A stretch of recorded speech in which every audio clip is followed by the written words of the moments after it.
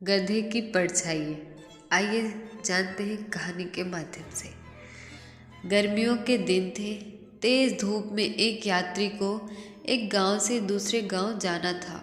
दोनों गांव के बीच एक निर्जन मैदान था। यात्री ने किराए पर एक गधा ले लिया। गधा आलसी था। वह चलते चलते बार बार रुक जाता था, इसलिए गधे का मालिक उसके पीछे पीछे चल रहा था।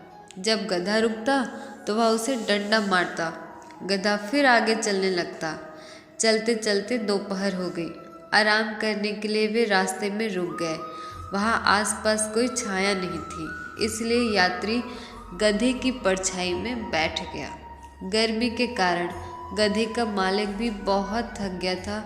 वह भी गधे की परछाई में बैठना चाहता था, इसीलिए उसने यात्री से कहा, देखो भाई गधा, ये मेरा है, इसलिए गधे की परछाई मेरी है।